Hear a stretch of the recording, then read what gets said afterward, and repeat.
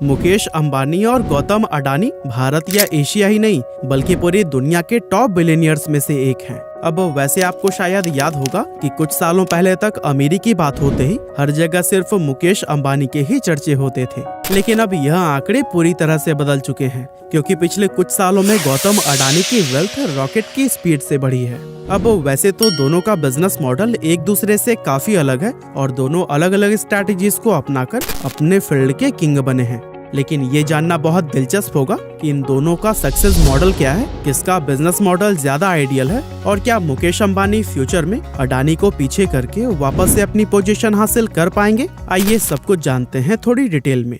तो दोस्तों, सबसे पहली चीज जो मुकेश अंबानी और गौतम अडानी में कॉमन है वो ये है कि दोनों ही गुजराती हैं। लेकिन अगर हम उनकी एजुकेशन की बात करें तो अंबानी ग्रेजुएट हैं जबकि अडानी कॉलेज ड्रॉप आउट। हालांकि ड्रॉप आउट होने के बावजूद उन्होंने खुद अपने दम पर पूरे एम्पायर को खड़ा किया है। लेकिन वहीं मुकेश अंबानी ने अपने पिता धीरूभाई अंबानी के साम्राज्य को आगे बढ़ाया। अगर हम गौतम अडानी के कारोबार को देखें तो दशकों तक उनका फोकस सिर्फ बंदरगाह, कोल माइनिंग और लॉजिस्टिक जैसे एरियाज में रहा था, जबकि रिलायंस इंडस्ट्रीज का पूरा एम्पायर ऑयल एंड पेट्रोलियम में फैला हुआ था। यानी कुछ साल पहले तक जहां ये दोनों जायंट अलग अलग इंडस्ट्रीज में अपने पैर जमाए हुए थे, अब वे एक दूसरे को टक्कर देते हुए नजर आ रहे हैं। हालांकि टाइम के साथ भले ही वो एक दूसरे के कॉम्पिटिटर बनते जा रहे हों, लेकिन दोनों के बिजनेस करने के तरीके एक दूसरे से बिल्कुल अलग हैं। अगर आप भी बिजनेस में इंटरेस्टेड हैं और स्टार्ट करके फेल नहीं होना चाहते तो फिर मैं आपको रिकमेंड करता हूँ बिजनेस स्ट्रैटेजी नाम के इस बुक समरी को, जो कि इंडिया के leading audio show platform Kuku FM पर उपलब्ध है। और हाँ, पहले 250 यूजर्स को हम एनुअल सब्सक्रिप्शन के ऊपर 50% का ऑफ तो दिलवा ही रहे हैं।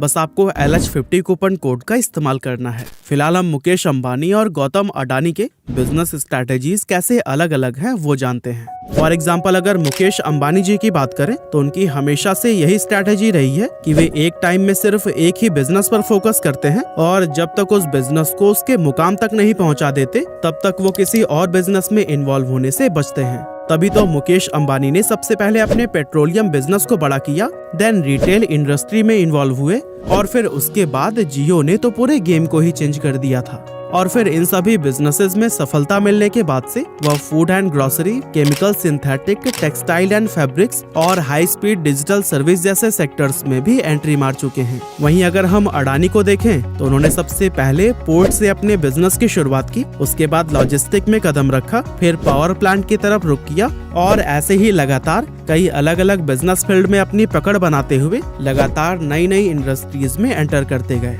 और अभी देखा जाए तो पिछले 2 से 3 सालों में उन्होंने बहुत तेजी से अपने बिजनेस को एक्सपेंड किया है और जितना मुमकिन हो सकता था उन सभी सेक्टर्स में ही एंट्री ले ली है। गौतम अडानी के बिजनेसेस में पोर्ट, लॉजिस्टिक, पावर के अलावा gas, green energy, transmission, cement, agriculture और हाउसिंग जैसे कई सारे सेक्टर्स शामिल हैं।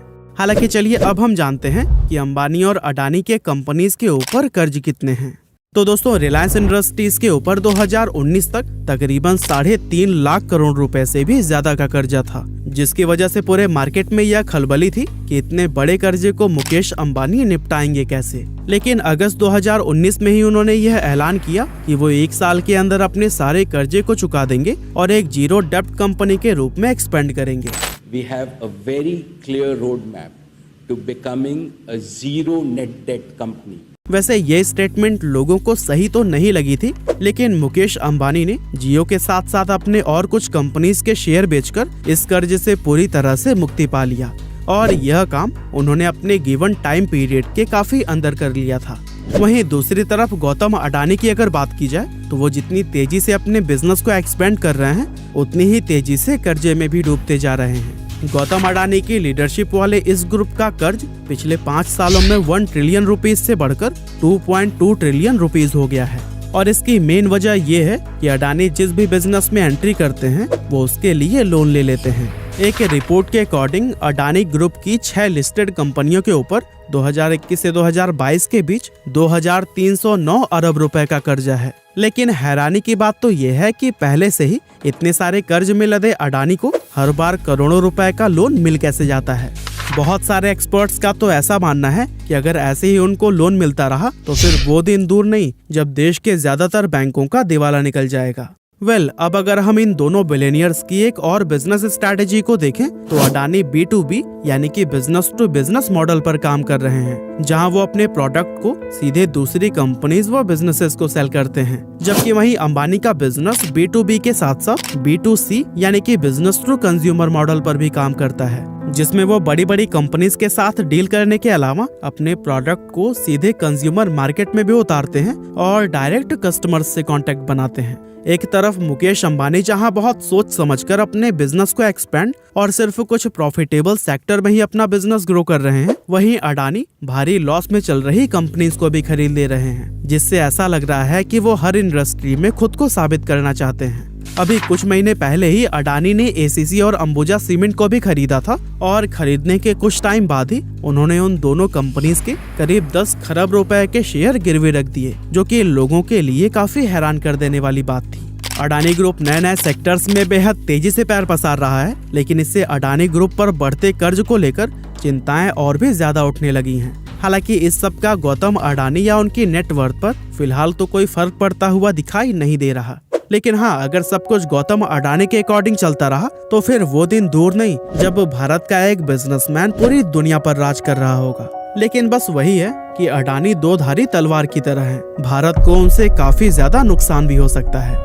अब दोस्तों, अडानी आगे आने वाले 10-20 सालों की प्लानिंग अभी से लेकर चल रहे हैं, लेकिन दूसरी तरफ मुकेश अंबानी की बात की जाए तो फिर वो अभी ऐसे बिजनेसेस में ज्यादा इन्वॉल्व हो रहे हैं जो कि उन्हें तुरंत फायदा देना शुरू कर दे। और फिलहाल तो वो 4G की तरह ही 5G में भी अपना दबदबा बनाने के टारगेट को पूरा करने में लगे हुए हैं। अब मुकेश अंबानी गौतम अडानी से भारत के सबसे अमीर व्यक्ति होने का खिताब वापस ले पाएंगे या नहीं, ये तो आने वाला समय ही बताएगा। लेकिन दोनों के आगे बढ़ने से भारत में तरक्की होगी, यह बात तो पूरी तरह से पक्की है। लेकिन हाँ, आप भी अपने नॉलेज को बढ़ाकर भारत के तरक्की में अपना योगदान दे सकते हैं। बस आपको 4.5 प्लस रेटिंग्स और 10,000 ऑडियो शो लाइब्रेरी वाले कुकू FM ऐप को डाउनलोड करना है, जहां आप LH50 कूपन कोड का इस्तेमाल करके 50% डिस्काउंट का फायदा उठाना ना भूलिएगा। वैसे अडानी वर्सेस अंबानी के बारे में अगर आप कुछ कहना चाहते हैं तो फिर हमें कमेंट में जरूर लिखिएगा।